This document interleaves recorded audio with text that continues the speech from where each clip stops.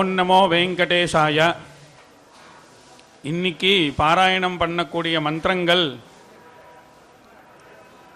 சகலவிதமான ஐஸ்வர்ய பிராப்திக்காக இந்திரன் கிட்ட பிரார்த்தனை. தேஹி மே ததாமி தே நிமே தேஹி நிதே ததே. இந்த மந்திரம் இந்திரன் கிட்ட, நான் உனக்கு வேண்டிய ஆகுதி, உனக்கு என்னெல்லாம் மந்திரங்களை சொல்லி ஆகுதி கொடுத்தா உனக்கு பிரீத்தி ஏற்படுமோ அதை நான் கொடுக்கிறேன். அதுக்கு பதிலாக எனக்கு இகலோகத்தில் ஐஸ்வர்ய பிராப்தியை நீ கொடுக்கணும் அப்படின்னு பிரார்த்தனை. அதுக்கப்புறம் கொடுத்துட்டு இப்போ கொடுத்தாச்சு இதோட ஆயிடுத்து அப்படின்னு இல்லாமல் புனః எப்பெல்லாம் எனக்கு என்னெல்லாம் தேவை இருக்கோ அது எல்லாத்தையும் நீ கொடுத்துட்டே இருக்கணும். உனக்கு நான் இந்திரனுக்கு தேவையான யாகத்தை பண்ணிகிட்டே இருக்கணும் அப்படின்னு ஆரம்பக்கூடிய மந்திரமே அதுதான் பிரார்த்தனை. அதுக்கப்புறம் சாதுர்மாஸ்ய யாகத்துக்கு உள்ள மந்திரங்கள் பாராயணம் பண்ண போகிறோம். சாதுர்மாஸ்ய யாகத்தினால 4 பர்வ சொல்லியிருக்கு. அந்த 4 பர்வ வைஸ்வதேவ பர்வ, வருணப்பிரகாச பர்வ, சாகமேத பர்வ, சுனாசீரிய பர்வ அப்படின்னு 4 பர்வ. ஒரு பர்வத்தினாலையும் ஒரு தேவதைக்கு பிரீத்தி. அக்னிக்கு பிரீத்தி, வருணனுக்கு அக்னி, ஆதித்யன் சூரிய பகவான், அதே மாதிரி சந்திரன் வாயு தேவதை. இவாளுக்கு இந்த சாதுர்மாஸ்ய யாகத்தினால இந்த தேவதைகளை பிரீத்தி பண்ணி அதன் மூலமாக அந்த மனுஷெல்லாம் நமக்கு ஏதாவது ஒரு உபகாரம் பண்ணா நம்ம அவளுக்கு ஏதோ எத்கிஞ்சித்து கொடுப்போம். ஆனா மந்திரபூர்வமாக யாகத்துல அவளுக்கு பிரீத்தி ஏற்படும் பணி பண்ணா அக்னி பகவான் என்ன பண்றாராம், அந்த லோகத்திலேயே அக்னி லோகத்துக்கு அவளை அழிச்சின் போய் அவர் அனுபவிக்கக்கூடிய போக்கிய வஸ்துக்கள் சகலத்தையும் அவனுக்கு கொடுக்கிறா. அதே மாதிரி ஆதித்ய லோகத்தில் சூரிய பகவானும் அதே மாதிரி அனுகிரகம் பண்றார். சந்திரலோகத்திலையும் அவர் இந்த சாதுர்மாஸ்ய யாக மந்திரங்களை சொல்றதுனால சந்திரலோகத்திலையும் போகத்தை அனுபவிக்கும்படி அனுகிரகம் பண்றார். சுனாசீரியம் கடைசியாக இந்த மாதிரி அந்தந்த லோகத்தை அந்தந்த தேவதைகளுக்கு மந்திரபூர்வமாக யாகத்தில் அனுஷ்டானம் பண்றதுனால அந்த லோகத்தை அடையிறது அப்படின்னு மந்திரங்கள். அதுக்கு அடுத்தபடியாக யதா நஸ்ரேய சக்கரத், யதா நோவஸ்ய சக்கரத், யதா ந பசுமதः கரத், யதா நோ வியவசாயாத். ஸ்ரேயசா அப்படின்னா அத்தியன சம்பன்னனாக நான் இருக்கணும் அப்படின்னு மந்திரங்கள் பிரார்த்தனை. வஸ்யசா அப்படின்னா நிறைய ஐஸ்வர்யத்தோட நான் இருக்கணும். பசுமதா பசு சமிருத்தி, வேதத்தில் திருப்பியும் பசு சமிருத்தி, அன்ன சமிருத்தி இதை பிரார்த்தனை பண்ணிகிட்டே இருக்கும் மந்திரம். ஏன்னா நித்தியம் நம்ம அன்னம் சாப்பிட்டுட்டே இருக்கும். அதனால லோகத்தில் யாருக்கும் எத்தனை லட்ச ஜனங்கள் வந்தாலும் பெருமாள் கிட்ட பிரசாதம் இல்லை அப்படின்னு கிடையவே கிடையாது. அத்தனை பேருக்கும் பிரசாதம். அது வேதபூர்வமாக நித்தியம் நம்ம பிரார்த்தனை பண்ணிகிட்டே இருக்கும். யதானோ வியவசாயாத். வியவசாயாத் அப்படின்னா சாஸ்திரார்த்த நிச்சய யுக்தா. ஏதாவது ஒரு காரியம் பண்றோம் அப்படின்னா இது எதை வச்சுட்டு பிரமாணமாக நம்ம தீர்மானம் பண்ணணும் அப்படின்னா சாஸ்திரத்தில் என்ன சொல்லியிருக்கு அப்படிங்கிறத பார்த்து வேதம் சாஸ்திரம் பிரமாணமாக அதுக்கு இருக்கு அப்படின்னா அதுக்கு மேலே நம்ம எந்த பிரமாணத்தையும் பார்க்க வேண்டிய அவசியம் இல்லை. ஒரு பிரம்மஜானி, ஒரு ஜீவன் முக்தன், அவன் அடைஞ்ச ஞானமானது சத்தியம் அப்படிங்கிறது என்ன ப்ரூஃப் அப்படின்னு கேட்டால் வேதத்தில் சொல்லப்பட்ட உபனிஷத் பாகத்தில் நீ அடைஞ்ச ஞானம் இதில் சொல்லப்பட்ட மாதிரி இருந்தது, ரெண்டும் ஒரே சாமியமாக இருக்கு அப்படின்னா உன்னோட ஞானமானது வேத பிரமாணம், உபனிஷத்தில் சொல்லப்பட்ட பிரமாணமாக உன்னோட ஞானம் இருக்கு அப்படின்னு அதுதான் ப்ரூஃப். அப்பேற்பட்ட ஒரு ஜீவன் முக்தாலா இருந்தாலுமே பிரமாணம் எங்கே பார்க்குறோம் அப்படின்னா உபனிஷத் பாகத்தில். இப்படி நிறைய விஷயங்கள் வேதத்தில் பிரார்த்தனை. கிருஷ்ண பரமாத்மா கிட்ட எல்லாருமே லோகத்தில் எது சரி எது தப்பு அப்படின்னு எல்லாம் தெரிஞ்சாலும் ஏன் எல்லாரும் பாப காரியங்களையே பண்ணின்னு இருக்கா அப்படின்னு அர்ஜுனன் கிருஷ்ணன் கிட்ட கேட்கும் பொழுது எல்லாத்துக்கும் ஒரே காரணம், அவாவா தப்பு பண்றதுக்கு பின்னாடி இருக்கக்கூடிய நோக்கம் காமகேஷ குரோத ஏஷா அப்படிங்கிற காமக்ரோதத்தினாலதான் பிரதி ஒரு மனுஷனும் அவனோட பிரவൃத்தி தப்பான காரியமாக இருக்கு. இது ரெண்டும் இல்லை அப்படின்னா அவன் என்ன அடையிறது ரொம்ப சுலபமாக அடையலாம். அதே மாதிரி உனக்கு எது சந்தோஷம், எது பண்ணினா உனக்கு பிரீத்தியாக இருக்கும் அதையும் சொல்லுங்க அப்படின்னு அர்ஜுனன் கிருஷ்ண பரமாத்மா கிட்ட கேட்கும் பொழுது சுகதுக்கத்தை சமமாக யார் பார்க்கிறாளோ, பனியோ குளிரோ வெயிலோ மழையோ எல்லாத்தையும் பொறுத்துண்டு புலம்பாம அப்படியே ஏத்துக்கிறாளோ, மற்றவர்களை பார்த்து அசூயப்படாம யார் இருக்கானோ அவன் எனக்கு ரொம்ப பிரீத்தியாக இருக்கக்கூடியவன் அப்படின்னு கிருஷ்ண பரமாத்மா அர்ஜுனருக்கு உபதேசம் பண்ணார். அப்படிங்கிறது நம்ம பார்க்கக்கூடாது. எதுக்குன்னா நமக்காக தான் அதெல்லாமே பண்ணியிருக்கா. அர்ஜுனனுக்கு பண்ணல, நமக்காகவே எல்லா விஷயத்திலையும் பகவத்கீதையில பகவான் பிரத்யக்ஷமாக நமக்கு உபதேசம் பண்ணியிருக்கார். அப்பேற்பட்ட விஷயங்கள் எல்லாமே வேத மந்திரங்கள்லையும் பிரார்த்தனை பண்ணியிருக்கு. அந்த மந்திரங்களை அது மட்டும் இல்லை, மகாமிருத்யுஞ்சய மந்திரமும் இன்னைக்கு பாராயணத்தில் வரப்போகிறது. மகாமிருத்யுஞ்சய மந்திரத்தினால அபமிருத்யு தோஷம் இல்லாமல் எல்லாரும் ஆயுராரோக்கிய சௌக்கியத்தோடு இருக்கணும்னு சொல்லி பிரார்த்தனை பண்ணி இன்னைக்கு பாராயணத்தை ஆரம்பிக்கிறோம். ஓம் ஸ்ரீயகாந்தாய கல்யாண நிதயே நிதயேர்த்தினாம் ஸ்ரீவேங்கட நிவாசாய ஸ்ரீனிவாசாய மங்களம். அக்னயே கிரஹபதயே அக்னயே வீகவதே அபீகவதே புரோடாசம் அநீகவதகித்யநீகவதே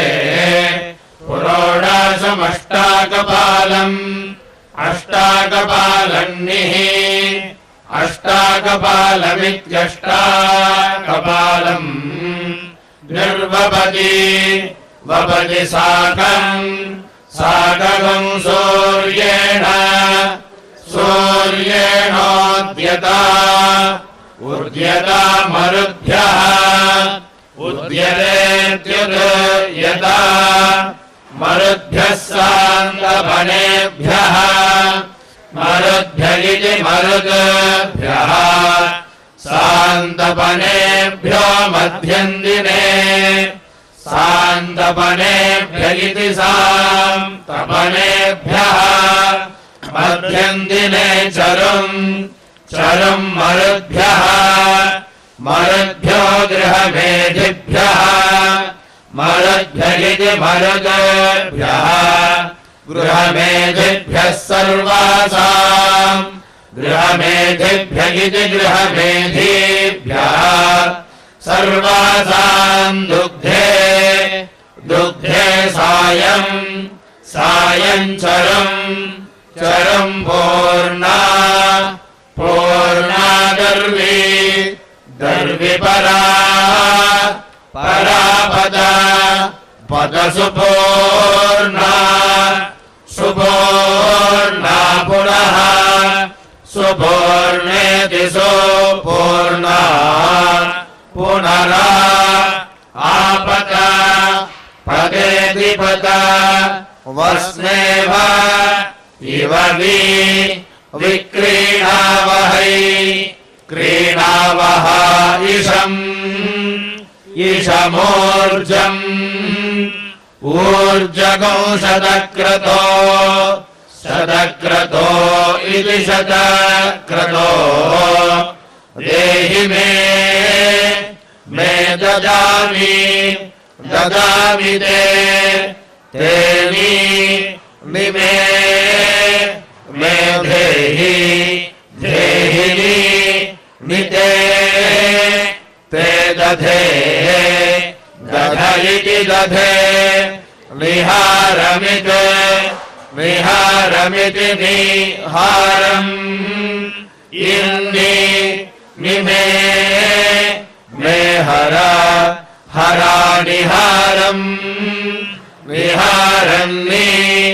निहारमिति निहारम् निहरामि हरामि ते तयिति ते मरुद्भ्यः क्रीडिभ्यः मरुद्भ्य इति मरुद्भ्यः क्रीडिभ्यः पुरोडाशम् क्रीडिभ्य इति क्रीडीभ्यः पुरोडाशकौ सप्तकपालम् सप्तकपालन्निः सप्तकपालमिति सप्तकपालम् निर्वपति वपति साकम् साकगो सूर्येण सूर्येणोद्यता उद्यताग्नेयम् उद्यतेत्युदोयता आग्नेयमष्टाकपालम् अष्टाकपालन्निः अष्टाकपालमित्यष्टाकपालम् निर्वपति वपति सौम्यम् सौम्यम् चरुम् चरुगो सावित्रम् सावित्रम् द्वादशकपालम् द्वादशकपालगो सारस्वतम् द्वादशकपालमिति द्वादशकपालम् सारस्वतम् चरुम् चरुम् पौष्णम् पौष्णम् चरुम् चरुमैन्द्राग्नम् ऐन्द्राग्नमेकादशकपालम् ऐन्द्राग्नमित्यैन्द्राग्नम् एकादशकपालमैन्द्रम् एकादशकपालमित्येकादशकपालम् ऐन्द्रम् चरुम् चरुम् वैश्वकर्मणम् वैश्वकर्मणमेककपालम् वैश्वकर्मणमिति वैश्वकर्मणम् एककपालमित्येककपालम् सोमाय पितृमते पितृमते पुरोडाशम् पितृमत इति पितृमते पुरोडाशकौ षट्कपालम् षट्कपालन्निः षट्कपालमिति षट्कपालम् निर्वपति वपति पितृभ्यः पितृभ्यो बर्हिषद्भ्यः पितृभ्य इति पितृभ्यः बर्हिषद्भ्यो धानाः बर्हिषद्भ्य इति बर्हिषद्भ्यः धानाः पितृभ्यः पितृभ्योऽग्निष्वात्तेभ्यः पितृभ्य इति पितृभ्यः अग्निष्वात्तेभ्योऽभिमान्यायै अग्निष्वात्तेभ्य इत्यग्नि स्वात्तेभ्यः अभिमान्यायै दुग्धे अभिमान्यायारित्यभिमान्यायै दुग्धे मन्थम् मन्थमेतत् एतत्ते ते तथा तत ये च त्वामनो तन्वेतत् एतत्ते ते पितामह पितामह प्रपितामह प्रपितामह ये प्रपितामहेति प्रपितामह ये च त्वामनो अन्वत्र अत्र पितरः पितरो यथा भागम् मन्दध्वम् यथा भागमिति यथा भागम् मन्दध्वगो सुसन्दृशम् सुसन्दृशम् त्वा सुसन्दृशमिति सुसन्दृशम् त्वा वयम् मघवन्मन्दिषीमहि मघवन्निति मघवन् मन्दिषीमहीति मन्दिषीमहि प्रनूनम् नूनम् पूर्णबन्धुरः पूर्णबन्धुरस्तुतः पूर्णबन्धुर इति पूर्णबन्धुरः स्तुतो यासि वशान् वशागो अन्वित्यनो योजानो निन्द्र इन्द्रते ते हरि हरि इति हरि अक्षन्नमीमदन्त अमीमदन्त हि ह्यव अवप्रियाः प्रियाधोषत अधोषतेत्यधोषत अस्तोषत स्वभानवः स्वभानवो विप्राः स्वभानव इति स्वभानवः विप्राणविष्ठया न विष्ठया मदी मदीति मदी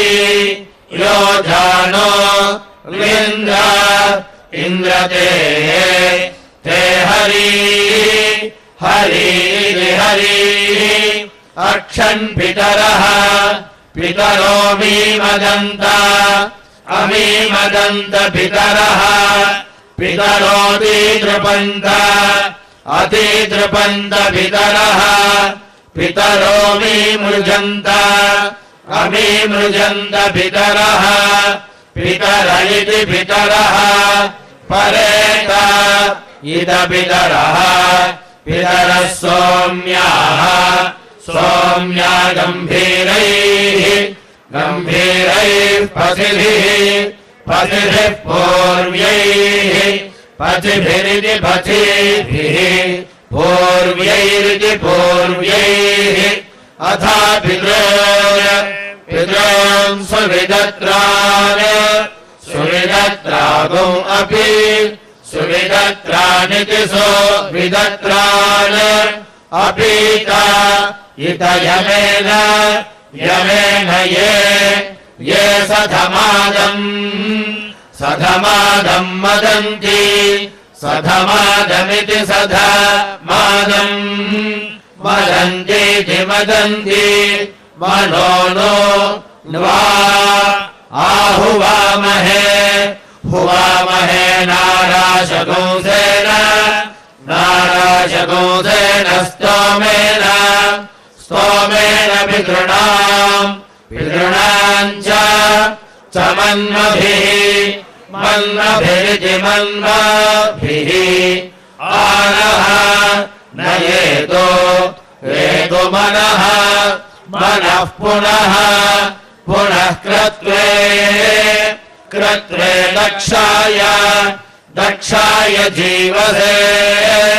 जीवस इति जीवसे ज्योत्च च सूर्यम् सूर्यम् दृशे दृश इति दृशे पुनर्नः नः पितरः पितरो मनः मनो ददातु ददातु दैव्यः दैव्यो जनः जन इति जनः जीवम् व्रातम् व्रातगो सचेमहि सचेमहीति सचेमहि यदन्तरिक्षम् अन्तरिक्षम् पृथिवीम् पृथिवीमुत उत द्याम् ध्यायत् यन्मातरम् मातरम् पितरम् पितरम् वा जिहिगौंसिम जिहिगौंसिमेति जिहिगौंसिम अग्निर्मा मा तस्मात् तस्मादेन सह येन सो गार्हपत्यः गार्हपत्यः गार्हपत्य इति गार्हपत्यः प्रमुञ्चतु मुञ्चतु दुरिता दुरितायानि दुरिते जुहोरिता यानि चक्रुम करोतु करोतु मामनेन सम् अनेन समित्यनेन सम् प्रतिपौरुषमेककपालान् प्रतिपौरुषमिति प्रतिपौरुषम् एककपालान्निः एककपालानित्येककपालान् निर्वपति वपत्येकम् एकमतिरिक्तम् अतिरिक्तं यावन्तः अतिरिक्तमित्यतिरिक्तम् यावन्तो गृह्याः गृह्यास्मः स्मस्तेभ्यः तेभ्यः कमकरम् अकरम् पशूनागो शर्म शर्मासि असि शर्म यजमानस्य शर्म मे यच्छैकः एक एव रुद्रो न द्वितीयाय तस्थ आखुस्ते ते रुद्र पशुस्तम् तञ्जुषस्व जुषस्वैषः एष ते रुद्रभागः सह स्वस्राम्बिकया तञ्जुषस्व भेषजम् गवेश्वाय अश्वाय पुरुषाय भेषजमथो अस्मभ्यम् इत्यथो अस्मभ्यम् भेषजम् अस्मभ्यमित्यस्माभ्यम् भेषजगो सुभेषजम् यथा सुभेषजमिति भेषजम् यथा सति असतीत्यसति सुगम् मेषाय सुगमिति सुगम् मेषाय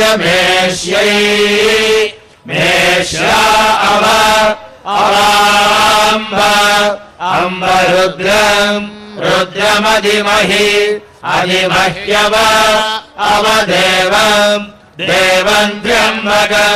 त्र्यम्बकमिति त्र्यम्बकम् यथा न श्रेयसः करद्यथा नः नो वस्यसः करद्यथा यथा नः पशुमतः करत् पशुमत इति पशुमतः करद्यथा यथा नः नो व्यवसाययादिति अवसाययात् त्र्यम्बकं यजामहे त्र्यम्बकमिति त्र्यम्बकम् यजामहे सुगन्धिम् पुष्टिवर्धनमिति सुगन्धिम् पुष्टिवर्धनमिति पुष्टिवर्धनम् उर्वारुकमिव इव बन्धनान् मृत्योर्मुक्षीय मामृतात् अमृतादित्यमृतात् एष ते रुद्रभागः भागस्तम् तञ्जुषस्व तेनावसेन परो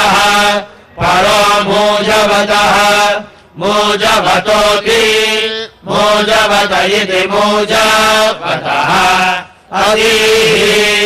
इह्यवत कथन्वा पिनाकहस्तः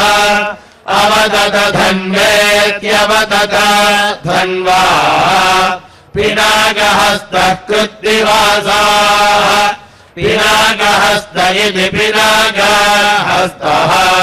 कृत्तिवासा इति कृत्तिवासाः ऐन्द्राग्नं द्वादशकपालम् ऐन्द्राग्नमित्यैन्द्राग्नं द्वादशकपालम् वैश्वदेवम् द्वादशकपालमिति द्वादशकपालम् वैश्वदेवम् चरुम् वैश्वदेवमिति वैश्वदेवम् चरुमिन्द्राय इन्द्राय सुनासीराय सुनासीराय पुरोडाशम् पुरोडाशम् द्वादशकपालम् द्वादशकपालम् वायव्यम् द्वादशकपालमिति द्वादशकपालम् वायव्यम् पयः पयः सौर्यम् सौर्यमेककपालम् एककपालम् द्वादशगवम् एककपालमित्येककपालम् द्वादशगवगुंसीरम् द्वादशगवमिति द्वादशगवम् सीरम् दक्षिणा दक्षिणाग्नेयम् आग्नेयमष्टाकपालम् अष्टाकपालम् निः अष्टाकपालमित्यष्टाकपालम् निर्वपति वपति रौद्रम् रौद्रम् गावीधुकम् गावीधुकम् चरुम् चरुमैन्द्रम् ऐन्द्रम् दधि दधि वारुणम् वारुणम् यवमयम् यवमयम् चरुम् यवमयमिति यवमयम् चरुम् वहिनी वहिनी धेनुः धेनुर्दक्षिणा दक्षिणा ये देवाः देवाः पुरःसदः पुरःसदोऽग्निनेत्राः पुरःसदिति पुरः सदः अग्निनेत्रा दक्षिणसदः अग्निनेत्रा इत्यग्निनेत्राः दक्षिणसदो यमनेत्राः दक्षिणसद इति दक्षिणसदः यमनेत्राः पश्चात्सदः यमनेत्रा इति यमनेत्राः पश्चात्सदः सवितृनेत्राः पश्चात्सद इति पश्चात्सदः सवितृनेत्रा उत्तरसदः सवितृनेत्रा इति सवितृनेत्राः उत्तरसदो वरुणनेत्राः उत्तरसद इत्युत्तरसदः वरुणनेत्रा उपरिषदः वरुणनेत्रा इति वरुणनेत्राः उपरिषदो बृहस्पतिनेत्राः उपरिषद इत्युपरिषदः बृहस्पतिनेत्रा रक्षोहणः बृहस्पतिनेत्रा इति बृहस्पतिनेत्राः रक्षोहणस्ते रक्षोहण इति रक्षः हनः तेनः नः पान्तु पान्तु तेनः नोवन्तु अवन्तु तेभ्यः तेभ्यो नमः नमस्तेभ्यः तेभ्यः स्वाहा स्वाहा समूढम् समूढगो रक्षः समूढमिति समूढम् रक्षः सन्दग्धम् सन्दग्धगो रक्षः सन्दग्धमिति सन्दग्धम् रक्ष इदम् इदमहम् अहगो रक्षः रक्षोभिसम् सन्दहामि दहाम्यग्नये अग्नये रक्षोघ्ने रक्षोघ्ने स्वाहा रक्षोघ्न इति रक्षः घ्ने स्वाहा यमाय यमाय सवित्रे सवित्रे वरुणाय वरुणाय बृहस्पतये बृहस्पतये दुवस्वते दुवस्वते रक्षोघ्ने रक्षोघ्ने स्वाहा रक्षोघ्न इति रक्षः घ्ने स्वाहा प्रष्टिवाही प्रष्टिवाही रथः प्रष्टिवाहीति प्रष्टिवाही रथो दक्षिणा दक्षिणा देवस्य देवस्य त्वा सवितुः सवितुः प्रसवे प्रसवेश्विनोः प्रसव इति प्रसवे अश्विनोर्बाहुभ्याम् बाहुभ्याम् भूष्णः बाहुभ्यामिति बाहुभ्याम् भूष्णो हस्ताभ्याम् हस्ताभ्यागो रक्षसः रक्षसो वधम् वधम् जुहोमि जुहोमि हतम् हतगो रक्षः रक्षो वधिष्म अवधिष्म रक्षः रक्षो यत् यद्वस्ते वस्ते तत् तद्दक्षिणा दक्षिणेति दक्षिणा धात्रे पुरोडाशम् पुरोडाशम् द्वादशकपालम् द्वादशकपालन्निः द्वादशकपालमिति द्वादशकपालम् निर्वपति वपत्यनुमत्यै अनुमत्यै चरम् अनुमत्यायित्यनुमत्यै चरम् राकायै राकायै चरम् चरमो सिनीवाल्यै सिनीवाल्यै चरम् चरम् कुह्वै कुह्वै चरम् चरम् मिथुनौ मिथुनौ गावौ गावौ दक्षिणा दक्षिणाज्ञा वैष्णवम् आज्ञा वैष्णवमेकादशकपालम् आज्ञा वैष्णवमित्याज्ञा वैष्णवम् एकादशकपालन्निः एकादशकपालमित्येकादशकपालम् निर्वपति वपत्यैन्द्रा वैष्णवम् ऐन्द्रा वैष्णवमेकादशकपालम् ऐन्द्रा वैष्णवमित्यैन्द्रा वैष्णवम् एकादशकपालम् वैष्णवम् एकादशकपालमित्येकादशकपालम् वैष्णवम् त्रिकपालम् त्रिकपालम् वामनः त्रिकपालमिति त्रिकपालम् वामनो बहिः बहिः दक्षिणा दक्षिणाग्निशोमीयम् अग्निशोमीयमेकादशकपालम् अग्निशोमीयमित्यग्निशोमीयम् एकादशकपालन्निः एकादशकपालमित्येकादशकपालम् निर्वपति वपतीन्द्रा सोमीयम् इन्द्रा सोमीयमेकादशकपालम् इन्द्रा सोमीयमितीन्द्रा सोमीयम् एकादशकपालको सौम्यम् एकादशकपालमित्येकादशकपालम् सौम्यम् चरम् चरम् बभ्रः बभ्रदक्षिणा दक्षिणा सोमाभौष्णम् सोमाभौष्णम् चरम् सोमाभौष्णमिति सोमाभौष्णम् चरन्निः निर्वपति वपत्यैन्द्राभौष्णम् ऐन्द्राभौष्णम् चरम्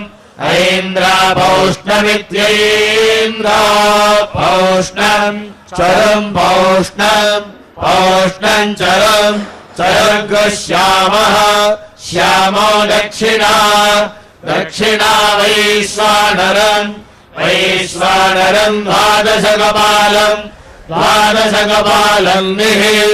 द्वादशकपालमिति द्वादशकपालम् निर्वपति वपति हिरण्यम् हिरण्यम् दक्षिणा दक्षिणा वारुणम् वारुणम् यवमयम् यवमयम् चरम् यवमयमिति यवमयम् चरमश्वः अश्वो दक्षिणा दक्षिणेति दक्षिणा बालहस्पत्यम् चरम् चरन्निः निर्वपति वपति ब्रह्मणः ब्रह्मणो गृहे गृहे पृष्ठः श्रुतिपृष्ठो दक्षिणा श्रुतिपृष्ठ इति श्रुतिपृष्ठः दक्षिण इन्द्रम् ऐन्द्रमेकादशकपालम् एकादशकपालको राजन्यस्य एकादशकपालमित्येकादशकपालम् राजन्यस्य गृहे गृहऋषभः वृषभो दक्षिणा दक्षिणादित्यम् आदित्यम् चरम् महिष्यै महिष्यै गृहे गृहे धेनुः धेनुर्दक्षिणा दक्षिणा नैऋतम् नैऋतम् चरम् नैऋतमिति नैऋतम् चरम् परिवृत्यै परिवृत्यै गृहे परिवृत्याय परिवृत्यै गृहे कृष्णानाम् व्रीहीणाम् व्रीहीणाम् नखनिर्भिन्नम् नखनिर्भिन्नम् कृष्णा नखनिर्भिन्नमिति नखनिर्भिन्नम् कृष्णा कूटा कूटा दक्षिणा दक्षिणा ज्ञेयम् आज्ञेयमष्टाकपालम् अष्टाकपालको सेनान्यः अष्टाकपालमित्यष्टाकपालम् सेनान्यो गृहे सेनान्य इति सेनान्यः गृहे हिरण्यम् हिरण्यम् दक्षिणा दक्षिणा वारुणम् वारुणम् दशकपालम् दशकपालको सोतस्य दशकपालमिति दशकपालम् सोतस्य गृहे गृहे महानिरष्टः महानिरष्टो दक्षिणा महानिरष्ट इति महानिरष्टः दक्षिणा मारुतम् मारुतमो सप्तकपालम् सप्तकपालम् ग्रामण्यः सप्तकपालमिति सप्तकपालम् ग्रामण्यो गृहे ग्रामण्य इति ग्रामण्यः गृहे वृष्णिः वृष्ट्यर्दक्षिणा दक्षिणा सावित्रम् सावित्रम् द्वादशकपालम् द्वादशकपालम् छतो द्वादशकपालमिति द्वादशकपालम् छन्दर्गृहे गृह उपध्वस्तः उपध्वस्तो दक्षिणा उपध्वस्त इत्युपध्वस्तः दक्षिणाश्विनम् आश्विनम् दिगपालम् दिगपालको सङ्ग्रहीतुः दिगपालमिति द्विकपालम् सङ्ग्रहेतुर्गृहे सङ्ग्रहेतुरिति सङ्ग्रहेतुः गृहे सभात्यौ सभात्यौ दक्षिणा सभात्यामिति सभात्यौ दक्षिणा पौष्णम् पौष्णम् चरम् भागदुघस्य भागदुघस्य गृहे भागदुघस्येति भागदुघस्य गृहे श्यामः श्यामो दक्षिणा दक्षिणा रौद्रम् रौद्रम् गावेधुगम् गावेधुगम् चरमक्षावापस्य अक्षावापस्य गृहे अक्षावापस्येत्यक्षा आवापस्य गृहे शबलः शबल उद्वारः उद्वारो दक्षिणा उद्वार इत्युद्वारः दक्षिणेन्द्राय इन्द्राय सूत्राम्ने सूत्राम्ने पुरोडाशम् सूत्राम्न इति सूत्राम्ने पुरोडाशमेकादशकपालम् एकादशकपालम् प्रति एकादशकपालमित्येकादशकपालम् प्रतिनिः निर्वपति वपतीन्द्राय इन्द्राय अगुंहोमुचे अगुंहोमुचेयम् अगुंहोमुच इत्यगुंहः मुचे अयन्नः नो राजा राजा वृत्रः वृत्रः राजा वृत्रहेति वृत्रः राजा भूत्वा भूत्वा वृत्रम् वृत्रम् वध्यात्